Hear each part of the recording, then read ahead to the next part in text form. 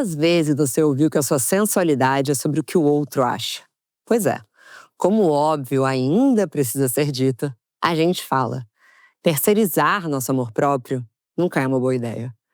Para assumir o papel de protagonista, precisamos resgatar e redescobrir nossos desejos genuínos. E isso só é possível quando aprendemos a ouvir o próprio corpo e a confiar nas nossas sensações. Afinal, a sensualidade das mulheres está nas suas formas.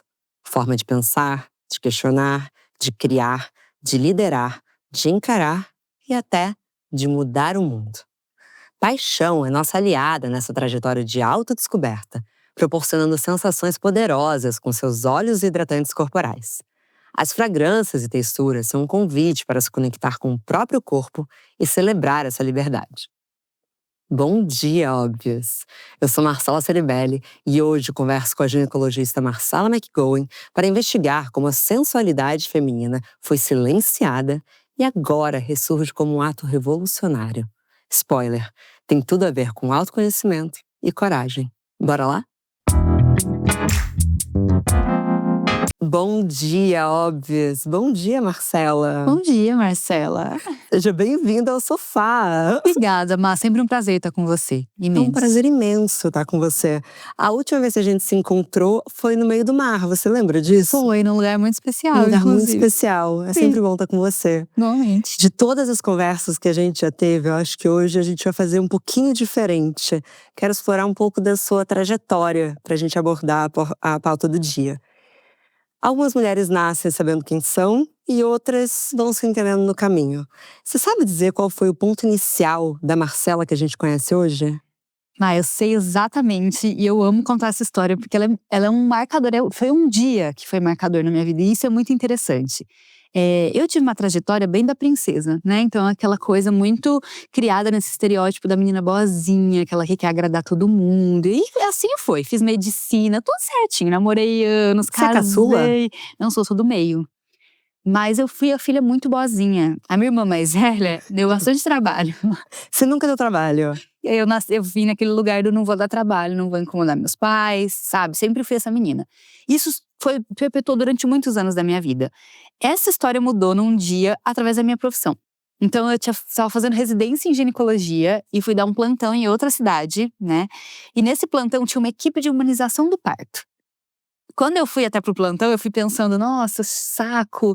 Eu achava humanização uó na época, né? Eu vinha daquele ensinamento super machista da ginecologia ali. Uhum. Falei, que saco, não sei o quê. E aí cheguei nesse plantão e essa equipe me quebrou no meio. Porque foi a primeira vez que eu vi partos acontecendo de maneira humanizada e que eu vi o que era uma mulher ser protagonista do parto dela. E aí, por que isso me transformou? Porque foi a minha porta de entrada para entender a opressão das mulheres. Olha que loucura. Olha que bonito. Sim.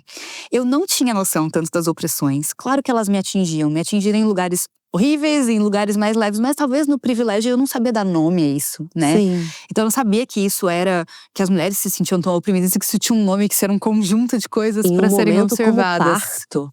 E aí, no parto dessas mulheres, eu falei, meu Deus, a gente tá brigando em outros lugares, essas equipes estão brigando pra coisa mais básica do mundo. E a coisa mais bonita que eu já vivenciei na minha vida, que foi uma mulher protagonizando aquele momento ali. Então, pra mim, foi muito marcante. Esse dia, depois que terminou, acho que foram uns 4 ou 5 partos. E aí foi um show. Teve parto na banheira, em pé, deitada, de todos os jeitos. E todos foram muito emocionantes e me fizeram olhar e falar, nossa… Tipo assim, se eu for seguir essa profissão, é isso que eu quero proporcionar. Quantos anos você tinha? Eu tinha uns 24, provavelmente, que eu tava ali Novinha. recém-formada, novinha. E aí eu terminei esses partos de madrugada, sentei e digitei no computador. Humanização do parto. Humanização do parto me levou pra opressão, me levou pra feminismo, me levou pra um TED Talk da Chimamanda. Todas devemos ser que feministas. golaço! Fiquei arrepiada. Sim. Eu amo essa história porque, assim, sei lá, parece que foi um dia da minha vida que Deus falou, tá, assim, o roteirista da minha vida falou, a gente vai reescrever essa história a partir de hoje. Deixa eu só dar uma claquete pra caso alguém não conheça Chimamanda. Chimamanda, essa autora maravilhosa de Americana, inclusive acabou de lançar um novo livro de ficção. Sim. Ela também é autora da frase que aparece na música da Beyoncé, que é um discurso dela falando sobre o que ela acredita que é igualdade entre gêneros. Então, assim… Ela é Chamada. maravilhosa. E eu acho que ela é muito acolhedora. Então ela é uma porta de entrada muito interessante pro feminismo. Eu gosto de indicar ela. Sim. Porque eu acho que ela te coloca primeiro no lugar de… Você é sim feminista. E tá tudo bem, né? E aí, isso transformou minha vida muito. Então esse foi um dia, assim, marcante. A partir daí eu mudei como profissional 100%. Então eu comecei a me interessar por como eu podia proporcionar para as mulheres que eu atendia outra realidade, Sim. né? De atendimento, de parto, de tudo. E claro que isso respingou em mim, né? O meu pessoal também. Eu acordei e falei, gente, quem sou eu? O que eu faço porque eu quero? O que eu fui ensinada a fazer? E aí eu fui estudando e fui descobrindo o feminismo, e fui descobrindo um monte de coisa e fui entendendo que eu ensinei grande parte da minha vida Uhum. uma pessoa que cabia no que as pessoas queriam. Sim. Foi um caos, foram uns 2 anos da minha vida bem caóticos, porque eu acho que eu saí da narrativa da princesa para a narrativa que as pessoas leem como bruxa, né? Feiticeira ali.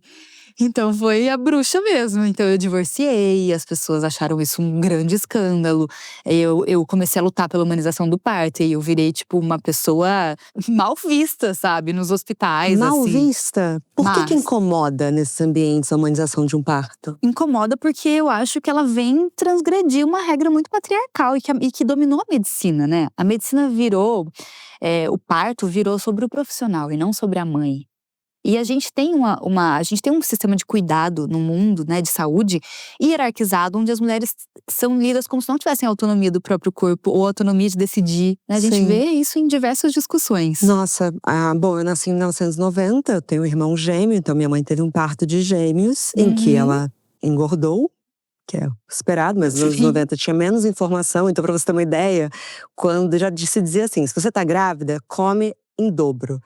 Gêmeos, o médico falou pra minha mãe assim, relaxa, come o que for. E ela ganhou peso, e ela não estava exatamente preocupada com isso. Na sala de parto, na sala de parto, o médico pegou na barriga dela e balançou a pele que tinha sobrado e falou, olhou pro meu pai e falou, ó, aqui vai dar trabalho pra sair, hein? Nossa, tá vendo o tamanho da violência Isso que é é isso, né? violência. Sim, é muito opressor. É muito violento, muito opressor. E é uma realidade, infelizmente. Falei de 90, mas acontece em 2025. Acredito que estamos mudando, mas acontece ainda assim. A gente ainda vê. E a gente tem essa lógica, né? De que as mulheres não têm autonomia de decisão do próprio corpo. Não tem, né? A gente não tem. Não. Então, quando você vem lutar pela humanização, você vem lutar pelo direito de protagonismo daquela mulher, pelo parte dela, pelas decisões serem dela, por uma visão da medicina que não é tão hierarquizada. Tudo bem que eu sou detentora de um conhecimento sendo médica, mas a decisão sobre o seu corpo precisa passar por você, Sim. né? Eu posso te orientar, te instruir, tem momentos de emergência que talvez eu tenha até que intervir sem você entender o que eu tô fazendo. Mas assim, no geral, precisa ser algo, né, de troca. E não existe isso, né? Não existe isso no cuidado da medicina em geral. Na ginecologia, não existe. Não existe entender gênero quando você tá estudando ginecologia, o que é absurdo, né? Então, eu acho que vem muito desse lugar. Você começa a incomodar um sistema que tá ali muito bem estruturado, né? Um sistema onde a opressão desse corpo tá muito bem estruturado. Um sistema onde você também esbarra em questões financeiras, né? Porque daí você entra para um parto que é menos financeiramente viável para a estrutura toda. Então são vários lugares, assim, importantes de olhar. Mas se isso é uma incomoda muito. luta no parto humanizado? É uma luta. Eu acho que hoje em dia, né, pensa que isso fazem já… Odeio fazer essa conta, eu fico muito chocada. Passa 12 rápido, né? anos. 12 anos atrás, isso estava começando ali, né, a ser falado. Hoje eu acho que já rompeu bastante barreira, já tem muita gente que tem acesso à informação. Muitas mulheres exigem essa postura, então isso acabou fazendo uma pressão para haver mudanças. Tem muitos hospitais que se abriram para isso, mas isso 12 anos atrás lá no interior era uma coisa assim, sabe? Que eu falava, gente, não fui eu que inventei, foi Jesus, foi Deus. Eu só vim aqui executar, sabe? Eu não inventei o parto. Eu só vim aqui ajudar essa mulher a parir. Né? Então foi uma luta grande. Eu paguei um preço alto, assim, no começo para isso, sabe? Mas Qual era foi o bom. preço? Era muito mal vista. Eu ia parar na diretoria do hospital toda semana, ameaçando de ser demitida do hospital e etc. Porque ficava brigando ali, tudo era uma briga, né? Tudo era uma briga. Tipo, não, minha paciente vai ficar em pé, ela quer ficar em pé. Não precisa deitar, só ela quer ficar em pé, eu vou agachar, ela vai ficar em pé. Tipo, umas coisas assim, por que ela precisa ir pro centro cirúrgico agora? Ela ainda tá com 6 centímetros de dilatação, não tem porquê. Ela vai atrasar o trabalho de parto. Então foi brigas pra ir acostumando os hospitais, então foi um preço assim… mais de ser hostilizada, vamos dizer assim, né? Pelos serviços que eu trabalhava e pelas pessoas que me rodeavam. Então eu tava no meio de um divórcio, no meio dessa briga, então tipo, enlouqueceu. Essa mulher enlouqueceu, sabe? O que aconteceu com ela? Eu sei bem. Sim, eu me lembro de alguém me falar assim: ai, amiga, uma menina falou pra mim assim, que eu não devia andar com você, que essas suas histórias feministas, tá vendo no que dá? Deu em divórcio. Então, Eu então eu virei essa amei. pessoa, essa referência meio negativa para as pessoas, Mas sabe? é o mais fácil, né? Sim. É sempre o castigo que tá nos rondando. Ó, nem homem nenhum vai te querer. Homem nenhum vai te querer. Foi muito bom que eu tinha uma terapeuta muito consciente. E ela me dizia uma época assim: é muito mais fácil você apontar o dedo pra uma mulher que escolheu sair de um relacionamento do que você ter que analisar o seu pra ver se ele tá bom. Uia! Porque essas mulheres, é mais fácil elas dizerem, tipo, essa mulher saiu desse relacionamento porque ela é isso, ela é aquilo, ela é feminista, ela não sei o quê, do que ela olhar pro relacionamento dela e pensar: será que eu sou feliz? E ela fez uma escolha de ser feliz e será que eu sou no meu? Eu não sei se você passou por isso, mas quando eu me divorciei, claro que eu, felizmente, construí laços muito bons e tinham pessoas muito preocupadas comigo. E não só preocupadas, querendo me levar pra me divertir também, porque os dois fazem parte. Mas eu vi que umas pessoas vinham falar comigo assim: mas o que aconteceu? E parecia assim: me fala o que aconteceu pra não acontecer comigo. Mas eu acho que é um pouco, sim. Eu acho que as pessoas têm um medo quando elas veem o fim de um relacionamento, agatilha nelas um medo da possibilidade delas terminar também, né? Isso. E eu acho que isso faz as pessoas terem até dificuldade de simpatizar com você. Porque é isso, esse lugar do eu culpabilizo a vítima. Não é vítima, né? Mas eu culpabilizo a pessoa ali pra eu me distanciar da possibilidade disso acontecer comigo. E nos círculos sociais, porque muitas vezes os casais só saem em casal. Você sentiu alguma solidão? Amiga, eu mudei minha vida radical daí, entendeu? Aí, a partir disso, eu mudei praticamente todo o meu círculo social. Pouquíssimas das minhas amigas seguiram ali do meu lado, sabe? A maioria deu uma afastada. Eu tinha essa coisa de… No interior, a gente tem muito essa coisa de… quando a gente é casado, a gente faz isso, né? Os amigos serem os casais que a gente convive É e tal. normal, faz parte do sistema. Então, eu precisei meio que ressignificar muito esse círculo social. Eu refiz meu círculo social. E foi a experiência mais enriquecedora pra mim também. Porque eu pude escolher pessoas que tinham a ver com esse novo ideal que eu tinha, que eu engrandecer meu pensamento, que estavam, né, tipo… Claro, eu tenho muito carinho por pessoas do meu passado, não quer dizer que elas não prestaram, mas eu, pela primeira vez, talvez eu tenha feito escolhas mais conscientes com o que eu tava pensando no momento, né? Então, Sim. tipo, cara, eu quero mulheres que pensem assim. E isso vai… Quando a gente se une com outras mulheres que estão abrindo a cabeça delas, a gente fica muito poderosa, né? Muito. Eu me sentia muito poderosa. Por isso que eu acho falar com você. Inclusive, Eu com você também. quando eu tinha acabado de me separar, a gente fez um trabalho juntas e foi uma mesinha de almoço no meio do job. Sim. Nossa, você me deu aulas. Eu saí tão melhor daquele dia, amiga. Ai, que bom, Saí eu tão fico feliz. segura, cara. Eu fico feliz. Mas quando você fala sobre você dar mais autonomia, respeito e considerar mesmo, né, o que a mulher tá falando naquele momento do parto, uma mulher, para confiar, ela precisa confiar nela mesma também. Porque muitas vezes o sistema opressor te dá as respostas prontas. Quando nos dão autonomia, a gente precisa confiar na nossa voz. Quando que você começou a confiar na sua voz? Ou isso nunca foi uma questão para você? Não foi uma questão. Eu acho que esse momento foi importante. Um pouco da dor desse momento foi importante entender que existia algo além, sabe? Uhum. Eu entendi um pouco do que eu acho que é a liberdade. Ela traz pra gente a responsabilidade de segurar as consequências disso meio só. Quando você segue meio que rebanho, assim, as consequências são compartilhadas com as pessoas. Então, se eu tô fazendo o que todo mundo tá fazendo, eu compartilho com as pessoas as dores disso. Quando eu tomo uma decisão um pouco mais de liberdade, mais radical na minha vida, eu meio que tenho que segurar esse rojão sozinho. Só que eu entendi que era delicioso. Ao mesmo tempo que doloroso, era a coisa mais deliciosa da minha vida. E aí que eu aprendi a confiar em mim. Então, nesse momento, eu entendi que eu não precisava de um relacionamento e que eu podia ter uma carreira profissional que era diferente do que os meus chefes pensavam, e que aquilo dava certo, e que aquilo tinha retornos. Então foi nesse processo aí da dor e do retorno da liberdade ao mesmo tempo que eu fui aprendendo a confiar em mim.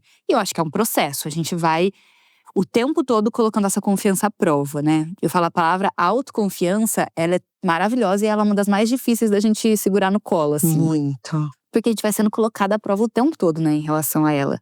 Mas foi nisso, eu acho que foi nesse momento de de entender ali que a minha liberdade ia causar alguma dorzinha, mas que eu também não era 100% aceita no outro papel. Era uma ilusão, né? Ele estava ameaçado a qualquer decisão minha. Então eu nunca entendi que eu nunca ia ser 100% aplaudida só por ser mulher e que eu precisava ficar feliz no que eu queria, porque Sim. era a maneira que eu conseguiria me aplaudir pelas decisões que eu estava tendo ali. Acho que foi esse momento de que foi criando essa autoconfiança. E aí vou trabalhando até hoje. Eu acho também que quando a gente tá nesses momentos em que a gente tá um pouco perdida, mas ainda em dúvida sobre nossa autoconfiança, é muito normal a gente pedir conselhos. Isso é algo que eu eliminei um pouco da minha vida. Não que eu não confie nas pessoas ao meu redor, tá tudo bem. Mas muitas vezes eu preciso confiar no que eu tô fazendo. A gente não tá pedindo conselho, a gente tá pedindo aprovação. Sim. Aí vem uma pessoa e te… tem certeza?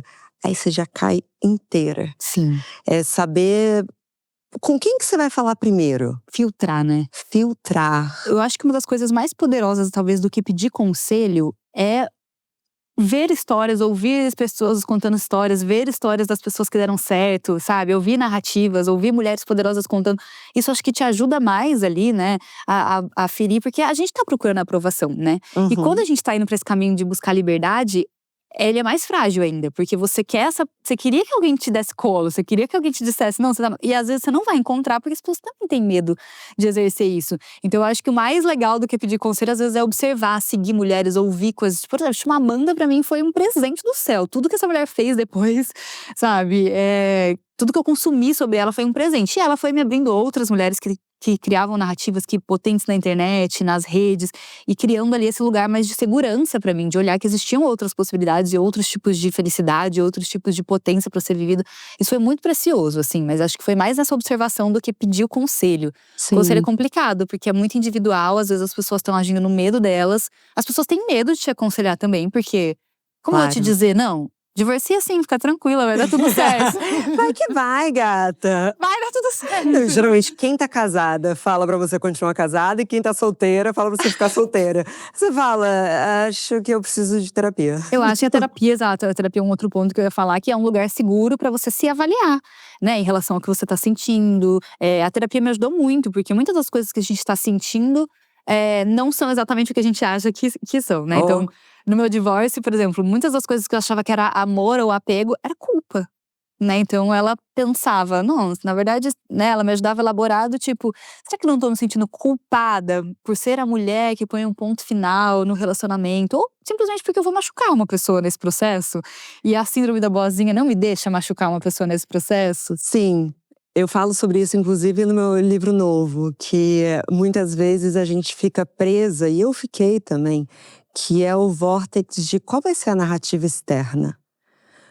Quase assim, eu preciso de algo dramático, porque pra mulher abrir mão de uma relação, que na verdade é possivelmente a maior conquista que a gente pode ter, né? E a gente falou isso aquele dia, também é um alívio quando você se separa, você fala, pronto, sociedade, cumpri. Divorciada já, tá bom no meu currículo. Assim, é minha vontade de falar, descobri uma traição, gente. Eu queria, por muito tempo eu pensei, tomara que ele me traia. Eu também! Porque ser. Tomara que não apareça ninguém falando. Ele te traiu, inclusive. Ele te traiu. Aí seria ótimo, me ajudem, gente. Mas eu tinha isso, tomara que ele me traia, pra eu ter um vilão na história que não seja eu. Nossa, Má, a gente é tão alinhada, porque é justamente o meu argumento seguinte. Porque um dos meus grandes momentos foi uma epifania que eu tive. Que foi, eu vou ter que aceitar que eu vou ser a vilã dessa narrativa. Porque sou eu que tô falando que não, tô eu falando que acabou. E eu vou ter que lidar com isso. E pra nós que somos condicionadas a agradar, e eu também fui a criança que não dei trabalho. O meu irmão era um caos, já tinha 18 pontos na testa. Minha mãe fala até hoje, chegou a hora de largar a chupeta. Plut, largou a chupeta. Vai usar o piniquinho. Se usa piniquinho, às vezes hoje não se usa mais, né? Não sei. Mas todas as coisinhas eu sempre fiz muito certinho. E nós fomos então condicionados, se me permitir falar no coletivo, que eu acho que a gente tem muito isso em comum. Sim. que o reforço positivo, ele vai te condicionando. Eu gosto disso. Eu gosto quando eu tô satisfazendo as outras pessoas. Eu gosto do sorriso, eu gosto do parabéns, eu gosto da nota alta. É disso que eu gosto. Sim. E se a gente não tem memória de um momento de transgressão que valeu a pena pra gente, é muito difícil na vida adulta fazer essa primeira transgressão, né? 100%. Eu acho que eu gostava do que a obediência me proporcionava, sabe?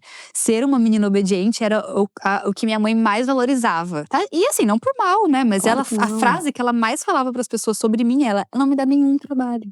Se eu pudesse ter 100 filhos igual ela, obediente igual ela, que vai bem na escola igual ela, eu teria 100 filhos.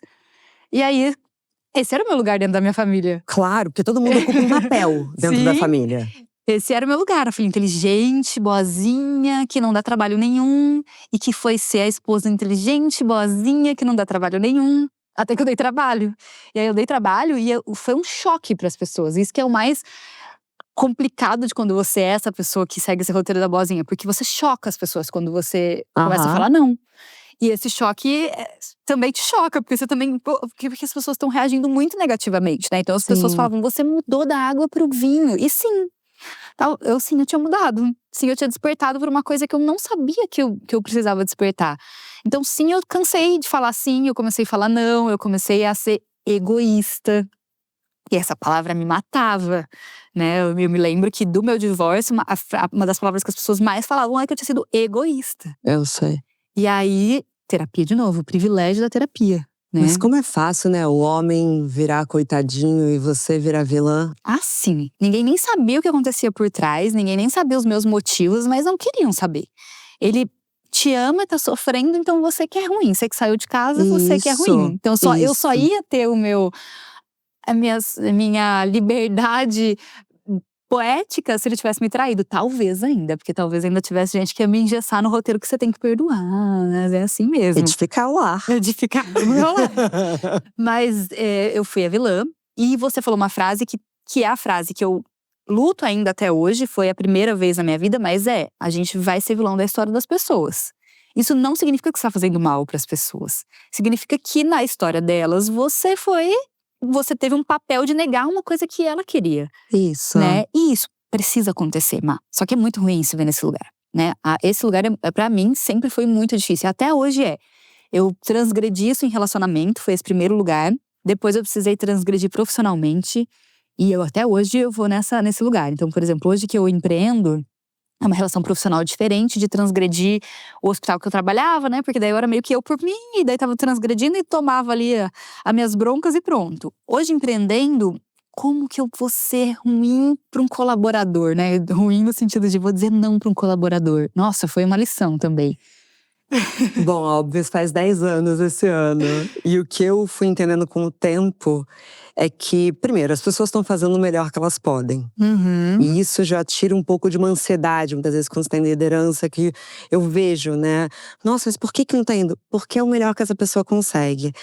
Mas também, se você não tem uma liderança que minimamente te desafia, e não é desafiar, eu tô falando sobre, olha, acho que isso aqui pode ficar melhor. Eu acho que eu já estive nos dois papéis. E eu acho que quando eu fui boazinha demais, aí o boazinha é bem ruim mesmo. Então vou exigir menos, que eu quero ser mais querida. Eu acho que a gente constrói mais respeito quando as pessoas veem que elas estão crescendo junto com a gente. E isso inclui não. Isso inclui falar, não gostei. Sim. E impor ali, só que você tem que confiar muito na sua voz. Porque senão vai ter sempre um mosquitinho te falando, quem você pensa que você é? Pra falar que isso não está bom. É muito difícil para as mulheres estarem em cargo de liderança, é muito difícil. E na história contada pela pessoa, se eu neguei, sei lá, neguei emendar o feriado, eu vou ser a vilã da história, né? Mas é difícil, é muito difícil. Então ainda trabalho esse lugar dentro de mim, assim. Já transgredi muitas coisas, mas também é um lugar difícil de sentar nessa cadeirinha em paz. Só com muita terapia mesmo, pra ir destrinchando isso, né? Esse tal egoísmo que as pessoas tanto falam, que na verdade é você se priorizando, eu acho muito diferente você ser ruim, né? A gente não tá falando sobre intencionalmente fazer nada pra alguém, mas se eu fiz uma escolha na minha vida que é terminar um relacionamento porque me faz bem, assim. Eu acho engraçada a palavra egoísmo, egoísta, porque todos nós somos. O desvio é quando a gente está sendo altruísta. A gente acorda de manhã pensando o que a gente vai fazer o melhor pra gente. Então não venha dizer que alguém é mais egoísta ou mais… Acho que podem ter situações específicas, mas também é tão libertador. Porque, por exemplo, sobre a opinião dos outros, pra mim é muito libertador pensar que ninguém se importa tanto assim. Ninguém se importa, todo mundo pensando em si. Então, assim, quando eu via fofoca, o que aconteceu, essa história toda, pensava, dura muito pouco. Aí eu lembro que uma outra pessoa que eu conheço do mesmo meio se separou. Eu falei, nossa, graças a Deus. A fofoca sua agora vez. Você entende? Sim. Porque a gente fica tão preocupada com essas opiniões alheias que, na verdade, assim, as pessoas nem estão se preocupando tanto com isso. É tudo muito rápido. E tem uma outra frase que, assim, tem que tomar cuidado pra ela não ir pra um lugar muito negativo. Mas é que você gostaria de estar no lugar, às vezes, de quem tá te criticando? Não, é Né? justo. E não é nesse lugar de tipo, ai, porque é feia, não. Porque às vezes as pessoas usam isso nas redes sociais, né? Não, porque é uma feia que falou mal de mim. Não é sobre isso. É tipo assim, a vida que essa pessoa leva não é uma vida que às vezes você já até se libertou, né? Ou esse tipo de pensamento que a pessoa tem. Ou o fato dessa pessoa ter tempo na vida dela e tanto rancor pra magoar alguém, não é uma coisa que você não quer mais viver. Eu queria viver num lugar que… Gente, eu não quero perder um minuto da minha vida criticando outra pessoa que eu mal conheço por uma coisa. Não quero. As pessoas mais felizes, bem resolvidas que eu conheço definitivamente não estão fazendo isso. Lógico, a gente pode escorregar na vida, né? Ninguém é santo, mas assim… definitivamente não, eu tô falando você muito não… da questão online. Sim, né? E definitivamente você não faz isso, né? Tipo assim, quando você é muito ocupada, muito feliz, tá vivendo sua vida, você isso não entra no seu radar. E você tem geralmente uma tendência a entender mais as escolhas do outro. Quando você faz suas escolhas de liberdade, você olha para as coisas, mesmo que você não concorde, você consegue entender o que levou a pessoa a fazer aquelas escolhas. Então você dificilmente vai, né, mandar ali uma grande crítica. Então, eu acho que esse lugar também me ajudou. Às vezes eu penso, mas será que eu queria estar no lugar dessa pessoa que falou isso pra mim? Não queria, então tá tudo bem, sabe? Sabe o que eu gosto de pensar também? Especialmente, na verdade, exclusivamente, de comentários online. Se essa pessoa, que eu nunca vi na minha vida, chegasse no meio da rua pra mim e falasse, eu odeio a sua voz, eu ia falar, tá bom, tchau. E seguir em frente. Mas aí a internet incorpora de uma maneira, vem de uma maneira pra gente, que de repente está 24 horas pensando, será que eu deveria mudar minha voz? Essa história é verídica, tá? Porque minha voz é tudo que eu tenho. A pessoa vai lá e fala que odeia a minha voz, não posso fazer nada, gente. Poderia fazer fono? Não vou. Mas mudando drasticamente de assunto… Mentira, eu faço fono, caso alguém se preocupe. Eu amo a sua voz, mas você vê que isso também… Sabe que, só pra complementar, teve um lugar muito curioso que me fez entender mais a internet, que foi moda. Postar look, bobeira, assim. Sempre vai ter uma pessoa que amou e uma pessoa que odiou. E aí, isso me fez olhar e pensar, gente, é isso, o mundo é isso. E assim, não é porque alguém odiou que tá ruim. Ou é porque alguém… De forma alguma. Não tem como mensurar. O gosto pessoal das pessoas é uma coisa que não tem como mensurar. E a gente não tem como agradar. Não tem como agradar, infelizmente. Então assim, ou felizmente, sei lá.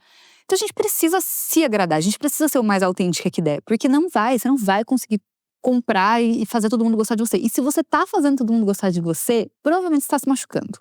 Com certeza você tá se machucando. Né? Então assim, você tá se machucando porque você tá se anulando. Você, quanto mais autêntica, mais expressiva, mais extremos você vai tocar e mais as pessoas vão achar, eu não concordo, eu concordo com isso. E é isso, é o mais precioso. É aquela história, né? Eu acho que eu falo isso em Aurora, inclusive, no meu livro, que é o maior pesadelo da boazinha é perceber que você faz tudo que as pessoas querem, mas vai ter uma pessoa que não vai gostar de você. Então assim, na dúvida, melhor que a gente esteja fazendo o que a gente realmente acredita. É isso. Não, pra mim, eu sempre acredito que não tem lugar de conforto pra ser mulher na sociedade. Então assim, não tem esse lugar confortável que você vai ser super aceita e lida como incrível por todas as pessoas. Então assim, encontra o lugar que é confortável pra você.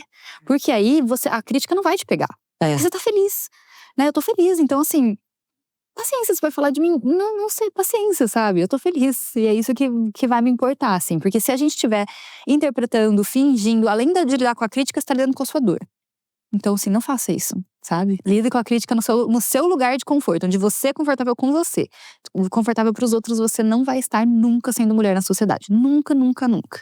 É isso, voltar pra casa é também voltar pros seus. Como que você observa a mudança das pessoas ao seu redor e das pessoas que se relacionou afetivamente daquela Marcela pra Marcela de hoje? 100%, assim. Na verdade, foi até um caos, porque a minha mudança foi gerando outras mudanças na minha família, né? Então, minha irmã divorciou minha mãe depois disso.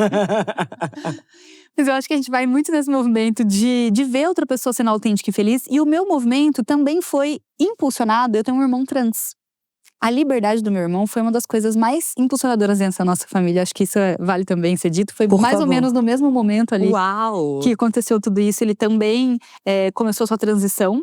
E acho que nada é tão desafiador em relação à liberdade quanto uma pessoa trans na sociedade se posicionar e dizer: eu quero viver, eu quero fazer essa transição. Então o movimento de liberdade dele foi também um movimento impulsionador pra mim, que foi impulsionador pra minha mãe, pra minha irmã, e todo mundo foi rompendo ciclos ali que não precisavam. Como eu falei pra você, eu refiz meu ciclo de amizade com pessoas que tinham muito mais a ver com os pensamentos que eu tenho do mundo agora, né? Progressistas, tem pessoas do meu passado que eu amo muito, que estão comigo ainda.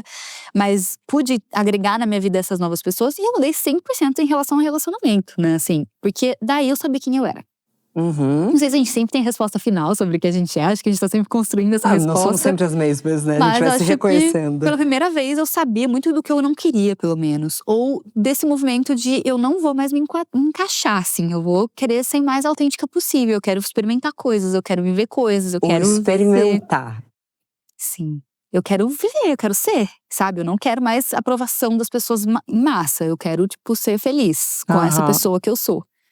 E aí isso fez toda a diferença pra quando eu entrei num relacionamento. O que eu aceitava, o que eu não aceitava. Até atrair as pessoas certas, né? Eu acho que muda quem chega perto. Com certeza, com certeza. Eu acho que até em relação ao arquétipo. Eu ia falar arquetípico. Nossa, Deus me não livre, dá. fala em relação ao arquétipo. Arquétipos mesmo. Como a gente se posiciona no mundo, acaba que as pessoas olham pra gente, leem a gente, se atraem pela gente de maneiras diferentes. Ou repelem a gente. Ou repelem a gente. Não dou conta. Você tem ali o Mulheres, Mitos e Deusas, e eu amo também. Porque Exato. fala muito, sei lá, eu quando tava naquele lugar da boazinha, era muito Perséfone, né? Nesse lugar da sedutorinha, mas não uma sensualidade minha, mas uma sensualidade pro outro.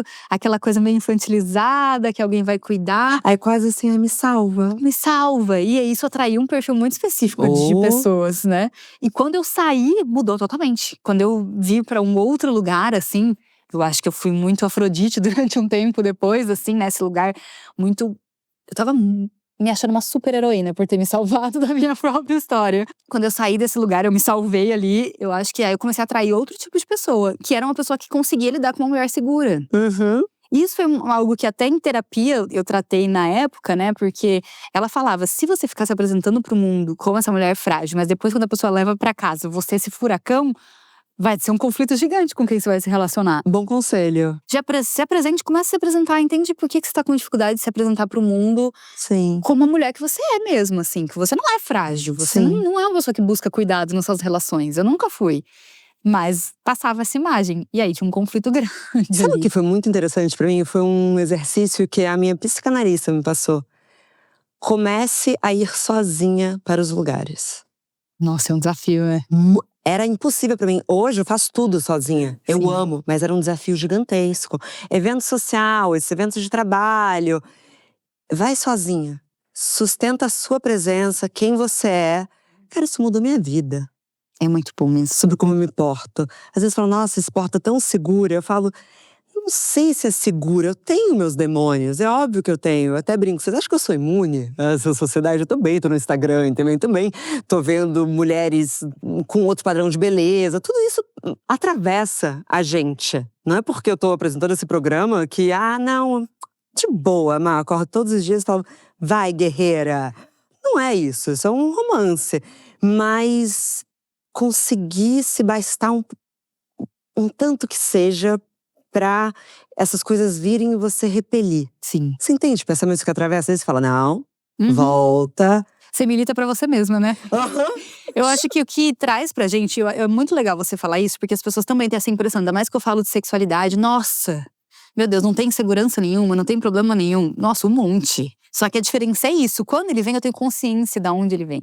Isso. Eu tenho consciência da construção social que me levou a pensar aquilo. Então, ele não é um pensamento só pelo pensamento, né? Se eu tô me sentindo assim com o meu corpo, eu não tô me sentindo só porque eu acho que é assim, Deus não me fez tão perfeita igual a mulher que eu queria ter o corpo hoje, sei lá. Eu entendo de onde ele vem. Isso vem muito de informação também. Eu acho que o lugar que Sim. mais traz segurança pra gente é se instruir, né? É. Ler de onde vêm essas opressões, entender quais são os mecanismos.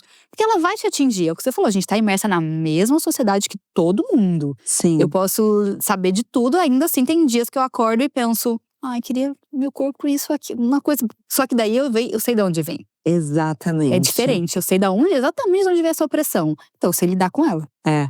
E tem também muito uma questão da culpa, que eu acho que você falar isso liberta também muitas mulheres.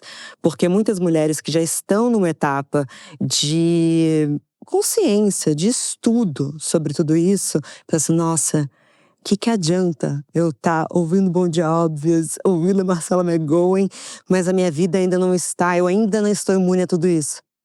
Calma, Vai eu acho. o ser humano é incoerente. Nem vai estar, talvez. O que a gente precisa adquirir é isso, a capacidade de dar nome às dores, dar nome às opressões. Mas assim, tá tudo bem se às vezes você ceder. A gente cede ao monte, Má. A gente tá aqui dentro de uma feminilidade super expressada, que a gente nunca vai saber se eu amo mesmo ser feminina assim, ou se eu fui aplaudida por ser feminina assim e aprendi a achar que isso faz parte da minha personalidade. Nunca vou saber. Eu nunca, não consegui crescer num ambiente sem essa opressão pra delimitar. Mas dar o nome, eu acho que ajuda, né? Dar o nome ajuda a gente a desconstruir. Hoje em dia, eu não acho que eu preciso usar maquiagem pra sair da minha casa. Total, nossa, sim. Já é muito diferente da Marcela de muitos anos atrás. Hoje em dia eu uso maquiagem muitas Dessa vezes. Marcela também. Eu uso maquiagem muitas vezes, talvez ela seja uma opressão, não sei, sabe? Existem lugares que eu nunca vou saber a resposta. Mas também acho que não tem resposta de sim ou não, é um pouco dos dois. Sim. É um pouco do que a sociedade nos ensinou a desejar, um pouco também do que a gente gosta. Acho que algum nível de autonomia a gente tem. Sim, claro, claro. Então, por exemplo, ok, estamos aqui falando sobre feminilidade, expressando essa feminilidade também mais estereotipada.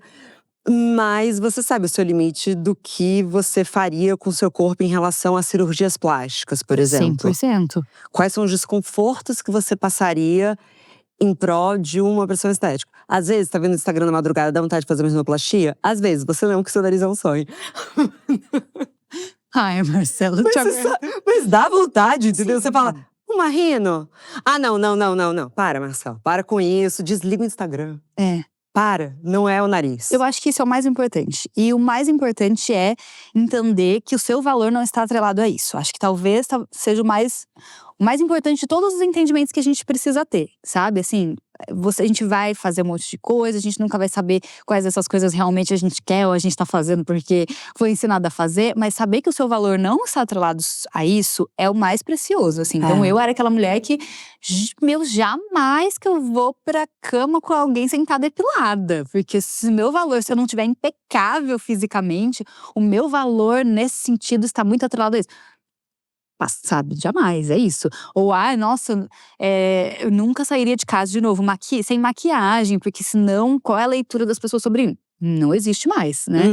Então, isso é um processo, acho que muito libertador. A gente entender que não é por isso que você é valorizada. Tem um monte de outras coisas. Claro, parte da sociedade vai te valorizar por isso.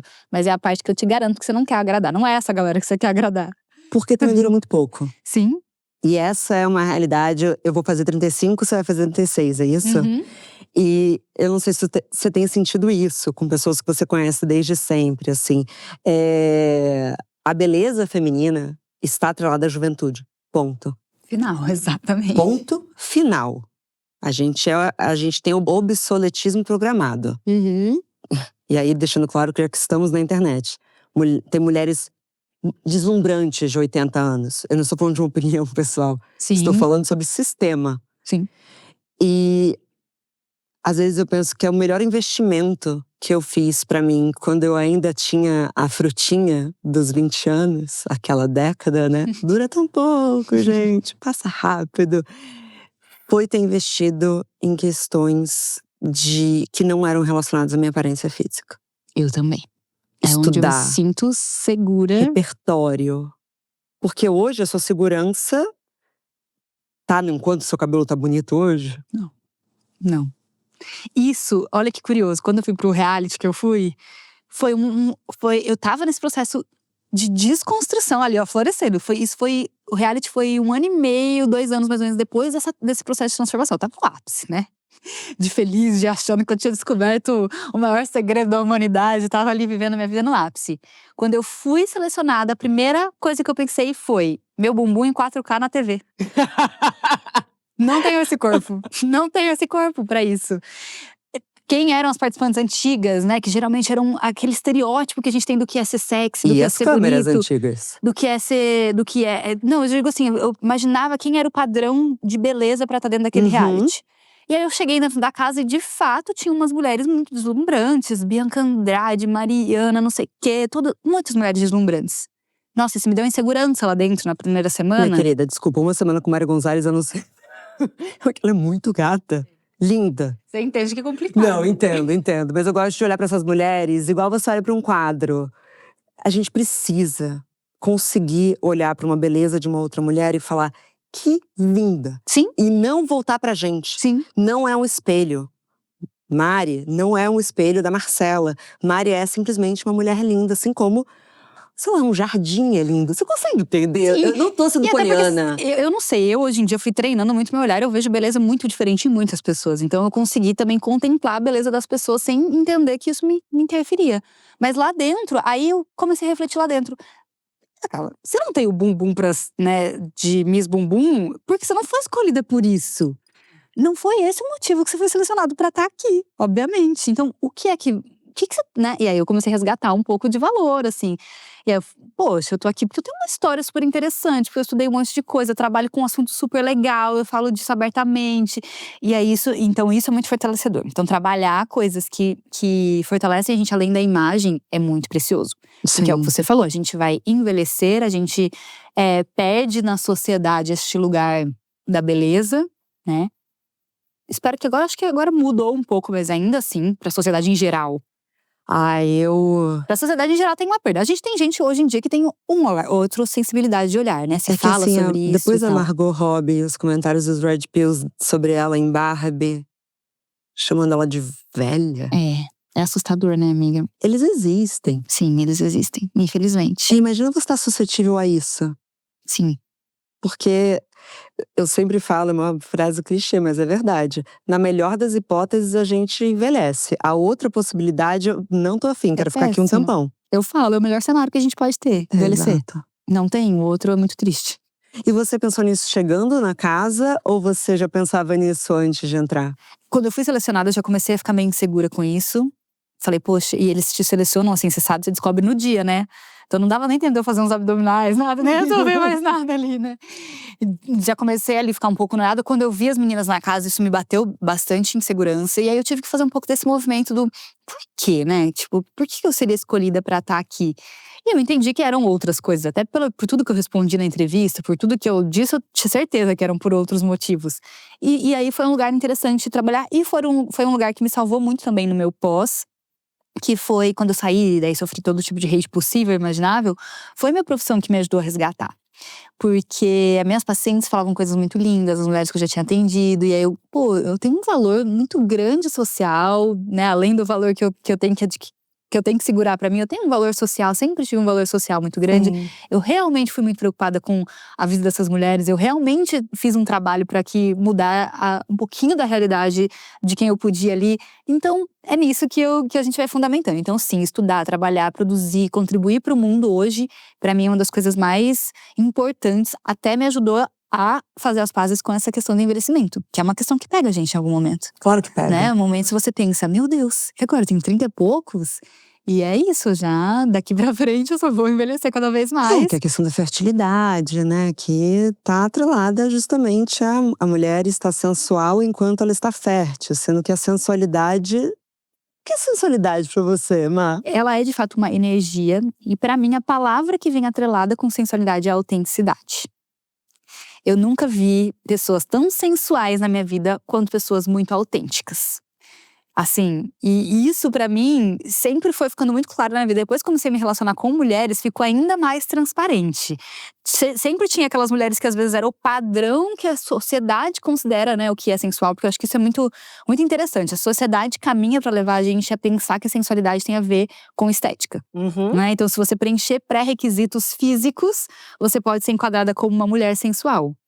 Gente, não é. Todo mundo conhece uma mulher que tá totalmente fora do padrão e que entra num ambiente e você fala: o que é isso? Que energia é essa? Absolutamente. Como a gente é mais Arrebatador. Tem gente que é permissiva com os arrebatador. homens, né?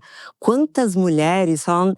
Não é sobre o quanto o homem tá dentro do padrão. Ah, ele tem borogodó, ele tem uma pegada, ele tem…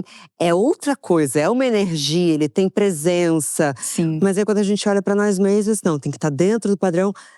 Tem outras coisas. E tem muita gente que às vezes tá dentro do padrão e não encontrou essa energia sensual, e você vai ver que essa pessoa não expressa essa sensualidade. E tem gente que é extremamente sensual com uma coisa que você não consegue nem explicar. Então, autenticidade pra mim é a palavra que vem atrelada, e acho que vem porque quem é autêntico geralmente é muito autoconfiante, né? Então segura muito o rolê de ser quem é. Sim. Né? Pra você ser autêntico, você tem que segurar o rolê de ser quem você é. E eu acho isso, assim, pra mim é muito sobre isso. Então é sobre o quanto eu consigo me expressar com segurança no mundo e tá feliz com quem eu sou. Isso pra mim é a coisa mais sensual que existe, assim. Eu vejo isso… Minha mulher, eu vou usar ela de exemplo. Eu acho ela um exemplo muito grande disso. É uma mulher que não tá em nenhum padrão cobrado socialmente. Ela não performa muita feminilidade, nada. Não é só porque é minha mulher, mas eu acho ela extremamente sensual. Porque ela é muito ela. Então tudo… E não sou só eu que acho, infelizmente. Que raiva, eu queria que só eu achasse. A ilusão da onipotência aí, vindo de novo. Triste. Não, mas a Luísa tem borogodó, com todo respeito. Amiga, tem muito. Tem, E é assim, ela tem um negócio. Em todo lugar que ela entra, essa energia exala muito dela. E Tem eu uma sempre… voz, né? Mas é essa coisa. Mas pra mim, o que é mais sobre ela é que ela se segura muito nesse lugar de quem ela é. E isso é muito sensual. É muito. Tipo assim, você fala, cara, como essa pessoa é tão confiante nela? Ela é muito segura de todos os gestos que ela faz, todas as conversas que ela tem, ela é muito segura. Então isso, ela foi pra mim um grande exemplo. Outra mulher que eu acho extremamente sensual, que foge de todo o padrão que a sociedade cobra, a Lineker. Absolutamente. Mas também, né? Eu não consigo ver a Lineker e não, tipo assim, ficar hipnotizada. Quero saber se você vai para um aeroporto correr atrás de mim. Fala isso no meu ouvido. Lineker, eu corro muito atrás de você. Vou correr, agora? Vou agora. Mas sabe, dando exemplos de pessoas que assim, eu sei que destoam do que a gente vai achar que é o ser sensual. Ela exala a sensualidade, porque ela exala quem ela é. Ela exala segurança em quem ela exala presença. Então eu acho que tem muitos outros exemplos, mas vou usar minha mulher e a Lineker como exemplos, porque eu acho que as duas transmitem muito isso, o que é ser sensual. Você acha que isso é um pouco de um sintoma de um amor… Eu não gosto do termo amor saudável, tá? Mas de um amor que a gente quer. Talvez a Luísa ter feito você também se apaixonar não só por ela, mas por si mesma? Com certeza. Eu acho que quando a gente é amado direito, né, no lugar certo, de admiração, de amor, isso é muito potente. Né? Claro que a gente sempre conversa muito sobre a importância de a gente ser feliz, sozinho. Eu acho que tudo isso é muito importante. Mas ser amado corretamente é muito poderoso também na nossa vida. Não tem como dizer que não, né? Então quando alguém te exalta, te coloca no lugar de te admirar, de te despertar para essa liberdade cada vez mais frequente, para sua autenticidade, te faz olhar pra si com mais amor, né? Sim. E isso é, inclusive, algo, Má, que eu percebi muito de diferença de relacionamento com homens e com mulheres. Não é pra falar num lugar de eu odeio homens. Mas o pensamento que homens colocam muitas vezes pra relacionamento, essa cobrança que vem, mesmo que seja velada sobre o que se espera de estética, é uma pressão com as mulheres que elas têm dificuldade de se amar. Porque às vezes a pressão da estética é tão grande dentro dessa relação, porque é meio que isso que socialmente mesmo… Claro que tem homens e pessoas no mundo, né? E tem mulheres que também vão performar e levar pra esse lugar. Mas você tá falando da sua experiência. Sim. Na sua experiência, você se sentiu mais pressionada com homens. Sim, e conversando com outras mulheres que são bissexuais ou que se relacionaram com homens e mulheres depois, eu percebi muito essa fala. Então, a pressão estética, ou a pressão da juventude, ou a pressão performática ser tão grande dentro de um relacionamento hétero, que você não consegue se olhar e se amar e ser autêntica e ser sensual. Você é mais performática do que sensual.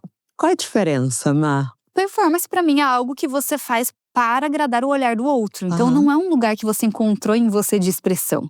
Aham. Você não olhou pra você e pensou, essa energia de gostosa que eu Aham. tenho, sabe? Eu gosto dessa mulher, eu gosto desse corpo, eu confio nesse corpo, eu confio nessa mulher, eu confio nessa figura que eu sou, eu confio nas minhas conquistas, eu confio no meu poder na vida, na minha potência. E eu estou aqui também para receber algo de você, não só para te entregar algo de mim. E aí Exatamente. muda Eu estou aqui tudo o jogo. inteirona, Aham. né? A performance, você não confia em você, né? Você, pelo contrário, você encena pra dar o poder pro outro. Então eu acho que é onde o poder tá, sabe? O poder precisa estar na mão das pessoas. A sensualidade, ela é poder e ele precisa estar na mão dos dois. Sim. Quando tá na mão de um, você performa pra você agradar aquele poder e obter alguma recompensa daquilo. Quando você segura de você, você entende que o poder tá em você também. Então é uma troca, né? É um equilíbrio. E eu percebi muito isso. Eu percebi que com mulheres, de novo, estamos na internet, eu já vi mulheres péssimas também que reproduzem um monte de ideias machistas. Eu acho que é mais sobre o machismo e o patriarcado do que figuras em si. Mas os homens vão performar muito mais, obviamente. Existe menos essa cobrança. Existe mais liberdade pra você se ver envelhecendo com aquela pessoa e saber que aquela pessoa vai continuar admirando não só o seu corpo e a sua energia e a sua sensualidade, como a sua presença, o seu intelecto, as suas conversas, né? Então esse é um lugar que eu acho infelizmente muito limitador para as mulheres. As mulheres têm muito pânico de envelhecer quando estão se relacionando em relacionamentos héteros, porque o que se fala por trás, veladamente, socialmente, ele vai te trocar por alguém mais novo em algum momento. Ou, e se você não. O que não se dá em casa, arranja fora. Tem muita história, né? Tem muita essa história. E eu vejo isso menos com os relacionamentos entre mulheres, por todo o social e todas as opressões que nós vivemos juntas ali, né, na construção. Então isso também tirou um peso pra mim pessoalmente, e eu vi já em outros discursos também, muito grande das costas. Sim. Então, em tudo, assim, até pra quando você vai pros momentos de intimidade, você vai diferente, porque a sua preocupação não é: será que minha barriga tá chapada o suficiente nessa posição, sabe? Eu acho que é lembrar também que nós somos seres que escolhem, que desejam. E lembrar que qual que foi o momento em que uma pessoa te conquistou? Foi a primeira vez que ela tirou a blusa? Uhum. Pensa bem. São momentos muito chaves. Qual foi o momento que a Luísa te conquistou? Ai. Cara, a gente teve uma coisa muito forte, assim, já de primeiro beijo, que eu nem costumava acreditar, mas eu acho que a autenticidade da Luísa me hipnotizou muito, sabe? Isso sempre me hipnotizou muito sobre ela. E ela me conquistou porque ela tem uma dualidade que eu acho muito legal. Ela tem uma figura muito sexy, assim, muito chega, e a voz grossa e não sei o que, só que ela é muito doce. Uhum. E ter essa dualidade ali foi me encantando muito, assim, porque ela era muito do cuidado, e aí eu conseguia ter duas coisas numa pessoa que eu queria muito, que era essa figura que você olha e pensa, meu Deus! E é aquela coisa que você pensa, também posso deitar aqui em paz no colinho dela, que ela é acolhedora, ela é consciente do mundo, consciente dos sentimentos e da bagagem dela. Isso foi muito, acho que foi muito, assim, uma equação ali que pra mim foi arrebatadora. Vocês são minhas bem mães. potente. Lindas, lindas, e legais, e inteligentes, e… Ai, que delícia. Bom, chegando na retíssima final, tem uma pergunta engraçadinha pra te fazer. Se você fosse pensar agora, qual que seria o título desse momento da sua vida? Dessa fase da minha vida? Nossa, Má, pergunta difícil. Deixa eu pensar um pouquinho, um minuto. Fica à vontade. É que eu acho que, eu não sei se eu consigo pensar num título tão metafórico, mas eu consigo entender em que temporada a gente tá, sabe? Qual temporada a gente tá? Da minha vida. E eu acho que eu finalmente tô numa temporada de expansão, assim. Então, eu tive várias temporadas, né, de ressignificar a minha vida, de crescer. E agora é uma temporada muito de expansão em todos os sentidos. Eu sinto que eu quero expandir mais ainda pro mundo quem eu sou, as minhas ideias, o meu trabalho. Eu acho que essa é uma temporada que essa seria uma palavra que define, assim, expansão. Eu acho muito legal, eu acho que você tem muito a mostrar e inspirar as mulheres, porque quando a gente fala sobre identidade, a gente pensa sempre em algo muito único. Ou às vezes a gente responde rapidamente, né? Quem é você? Ah, eu sou médica e eu sou casada com uma pessoa. Mas você transita, né? Uma hora você escreve, outra hora você está num reality, outra hora você é médica. E né, bissexual. Então, assim, você me parece uma pessoa que não se apegou na natureza fixa das coisas. Você aceita muito a fluidez da vida. Amiga, muito. Isso foi até um desafio pra mim, tá? Porque por muito tempo da minha vida eu achei que era inconstante. Mas eu fui trabalhando em terapia, inclusive, e ela falou: mas é tão bonito isso, eu acho tão bonito alguém que se propõe a experimentar o mundo. Você não tem medo de experimentar o mundo, eu não tenho medo. Eu perdi. Naquela noite no hospital, nasceram várias pessoas e nasceu uma Marcela também. Ai, que Uma lindo. metáfora muito boa da minha vida, Muito. mas nasceu uma Marcela naquela noite. Muito. O meu parto humanizado aconteceu ali também. E eu perdi o medo da vida. E isso é muito potente. Então eu gosto muito de experimentar. Eu não tenho medo do que vai vir, sabe? Mas eu acho que o não ter medo veio de construir uma base sólida pra mim, né? Eu tenho, claro, muitos privilégios. Uma família, que é uma base, né? Ajuda muito. Um amor, que hoje é uma base pra mim. Mas essa base de Marcela também, de tipo, saber que você segura o rolê. Tá tudo bem, sabe? Você segura esse rolê. Eu acho que isso é muito importante. E me permitiu experimentar muito da vida. E eu sou essa pessoa que eu realmente experimento muito. Vejo se dá certo, se não der, tá tudo bem, sabe? Vou ali, testo, e eu sou apaixonada pelo processo das coisas. Então, assim, o construir, o florescer, pra mim, me encanta. Então, eu aprendi a admirar isso. Eu achava que antes era tipo, ai, nossa, eu tô sempre mudando, sempre querendo fazer uma coisa nova. Hoje eu falei, mas tudo bem, sabe? Por que não? Eu tenho uma vida. Eu não posso experimentar o máximo de coisas que eu quiser nela? Então, eu E sem encaro dúvida, assim. essas são as pessoas mais sensuais, né? Porque eu adoro fazer umas comparações com a natureza, né? Se pensar no padrão, padrão é algo rígido, mas a sensualidade ela é um pouco como um rio, né? Eu acho. Eu acho que pessoas fluidas, pessoas que vão aceitando. Pelo menos o que me atrai são as pessoas com muito tesão com a vida. Eu também. Nada é mais sensual do que gente que tem tesão em viver. Sim. Por isso que eu acho que é muito energia. E a gente brilha muito quando a gente tá apaixonada pela vida, né? Apaixonada pela gente, apaixonada pelo que a gente faz. E pra mim é a maior expressão de sensualidade. Um tempo atrás eu fiz um conteúdo falando de sensualidade. E aí foi muito lindo, porque eu perguntei pra elas o momento em que elas se sentiram sensuais. E algumas respostas foram muito legais. Uma foi a transição capilar. Tipo, quando eu fiz minha transição. Claro. Isso foi muito potente, assim, porque, pô, assim, é um momento que ela venceu uma né, objeção da sociedade sobre o que é bonito, né? Sem Pra dúvida. ela. A outra, uma conhecida minha que é tatuadora. E ela disse: olha, quando eu me encho de tatuagem ou quando eu tô tatuando alguém, eu me sinto muito sensual. Porque eu sinto que eu tô expressando a minha arte de alguma maneira. Então eu acho que é muito isso. É quando a gente vai colocando no mundo esse tesão pela vida, né? A gente põe tesão só num lugar, às vezes, da cama, assim, mas a libido pela vida, o tesão pela vida, ele é muito potente. Claro que E sim, eu acho que transborda. E E eu não acho que é faz a sobre gente ser sensual. otimista, não, tá? Porque o tesão é sobre a ação. Então, tá, do pouco que eu conheço, acho que a Luísa também é aquela que fala: vambora, bora enfrentar. Tem um problema? Vamos Vamos lá. fazer. Isso pra mim também é tesão pela vida. Sim. Que Isso é é energia em continuar. movimento, né? Energia em É movimento. energia. Gente, sexualidade é energia. Eu acho que encontrar essa energia dentro da gente é muito maravilhoso. E não pra aplicar só no relacionamento, não pra aplicar só na hora H. É pra você aplicar no mundo, assim. Quando você é Sem dúvida. sensual, você na verdade tá florescendo pro mundo. Pra mim, sensualidade é você conseguir pegar essa potência que a gente é e transformá-la numa energia visível pros outros, pro mundo ou pra você mesma, sabe? Você Muito consegue bom. entender o quão potente você é profissionalmente, de assumir meu cabelo, de ser uma tatuadora, de me assumir lésbica, seja qual for a sua potência, de encarar um divórcio, de recomeçar a vida, de mudar de cidade, seja o que for. Você pega essa sua potência e você domina ela. E essa é a energia que você consegue transmitir pro mundo. E nada mais poderoso. E não à toa nunca é sozinho, né?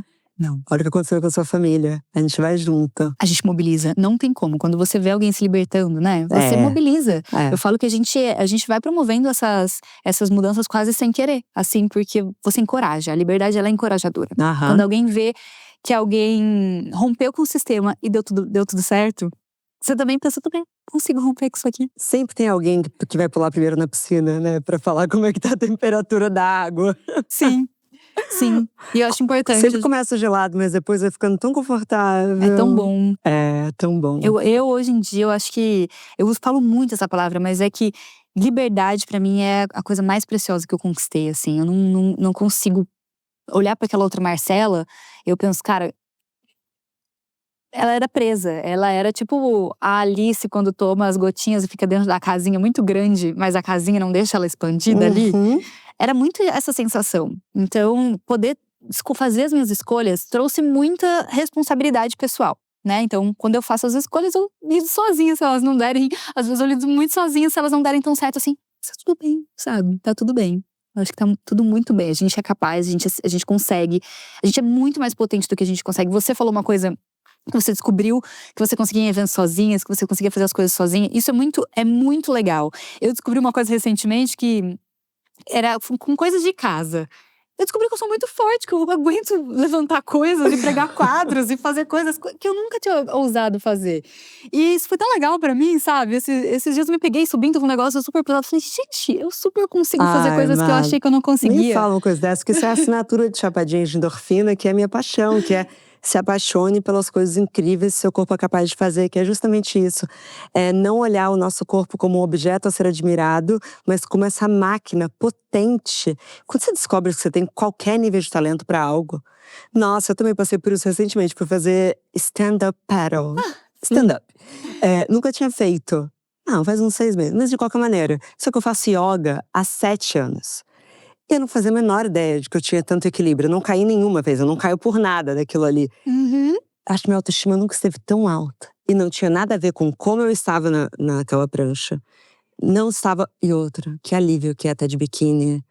Feliz, né? Nossa, que alívio, Quantos né? anos da minha vida eu perdi, jovenzinha, amarrando uma toalha, amarrando a canga, ou entrando de ré na piscina, ou… Sabe? Ou fingindo que tá menstruada. Pra não ficar de biquíni. Sim. E até, Ma, isso é muito icônico também. Porque 1 ano depois que começou esse processo, antes de eu divorciar, eu ainda tava casada. A gente foi pra praia e foi uma das primeiras vezes que eu… tava brincando com as crianças, correndo com as crianças de biquíni. E aí um momento me deu esse estalo, eu falei… Cara, eu tô correndo na praia de biquíni, assim, muito feliz. E aí uma pessoa falou, ai, queria… queria ficar igual você, assim, tranquila, de biquíni e tal. Eu pensei, por que eu não estaria? Se alguém aqui nessa praia tá mais preocupado com o meu corpo de biquíni do que em estar curtindo a praia, essa pessoa tá muito triste. Mas eu não gosto muito desse comentário. Não, acho esse meio comentário é péssimo. ofensa. É péssimo, porque, né, é como se você estivesse dizendo, você não tem corpo pra estar, assim, vivendo isso. Não, exato. Mas na hora eu já tava bem desconstruída, então eu lembro que eu tive esse estado e pensei, é mesmo, eu tô pela primeira vez brincando aqui de boa com as crianças de biquíni, porque se alguém tá pensando isso sentado na cadeira, essa pessoa tá muito triste. Ou é adulto. Porque Ela as crianças tá não muito pensam feliz, nisso. ela A tá gente muito já feliz, aproveitou assim. as coisas. Sem pensar nessas coisas, a gente precisa resgatar. Sim. E tá dentro da gente. Desculpa! Não, porque a gente nunca vai acabar, né? A gente para nunca. O último só porque é uma dica que eu acho que foi muito boa. Você falou do stand-up paddle. Isso foi uma coisa que eu levei pra fazer exercício que me ajudou muito. Eu sempre fiz exercício querendo chegar num corpo. E daí, de repente, eu comecei a entender o que meu corpo conseguia fazer. Então, cada minutinho que eu ficava numa prancha a mais era uma vitória pra mim. Quando eu ia na aula de alongamento e eu aumentava um nívelzinho do negócio ali, começou a ser uma grande vitória pra mim. Então, eu parei de buscar um shape e comecei a comemorar o que meu corpo conseguia fazer. Isso me fez conseguir fazer exercício todos os dias da minha vida. Claro. E ter resultados, assim, tipo… Talvez eu não invisto horrores, né, em ficar comendo ou fazendo tudo pra ter o shape mas assim, ter pela primeira vez resultados no meu corpo que vieram através de outro momento de contemplação do que meu corpo conseguia fazer. Que é na constância, que é com prazer. E não precisa ser exercício. Às vezes é de fato você ter um hobby vai te deixar mais sensual. Sim. Interesse. Eu acho que, assim, repertório, pessoas interessantes, pessoas menos interessantes e menos sensuais que eu conheço são aquelas que passam o dia inteiro pensando em como que elas podem ficar mais bonitas esteticamente. Eu também. E a gente conhece. Eu também. Enquanto aquelas que são apaixonadas por algo. É muito sexy. É muito a pessoa ser apaixonada por algo. É muito sexy. Só que uma pessoa que é apaixonada por cinema, de repente você tá meio apaixonada por ela, sabe? Sim. E é isso, e acho que isso vem de uma palavra que é o que você falou do gostar do nosso corpo, é confiar no nosso corpo. E é transmutar esse olhar, né, do estético pro meu corpo, pro eu confio no meu corpo. E isso é autoconfiança, no literal da palavra. E é uma das coisas mais sensuais que alguém pode ter na vida. Então, mudar essa relação um pouco da gente, sabe? Confia no potencial do seu corpo, experimenta o que o seu corpo pode fazer. Seja de exercício, seja no autoconhecimento sexual, seja no seu hobby, seja no que for. Olha pro seu corpo e contempla ele com confiança. Sim. E não com o que você gostaria de mudar nele esteticamente. Contempla ele, confia nele. O que meu braço, minha perna, as partes do corpo que eu tenho conseguem fazer, assim. Isso é muito gostoso também. Má, mais um delas. Obrigada, meu amor. Volta sempre. Amei ter você aqui. Coisa mais maravilhosa. Obrigada demais. Foi incrível de novo. Mais um. Eita, que isso aqui foi puro suco de Bom Dia Óbvios. E quero continuar esse papo com você nos comentários. Segue a gente aqui para receber os novos episódios assim que chegarem e já aproveita para avaliar o podcast. Você já sabe, mas vou te lembrar. Os nossos episódios também estão em vídeo no Spotify. Então, além de ouvir, você participa ainda mais de pertinho nas nossas trocas. Para mais conteúdos, vem seguir a gente no @obvious.cc no Instagram, onde temos conversas corajosas sobre felicidade feminina, e no @chapadinhas de endorfina, para se apaixonar pelas coisas incríveis que o seu corpo pode fazer. Até semana que vem!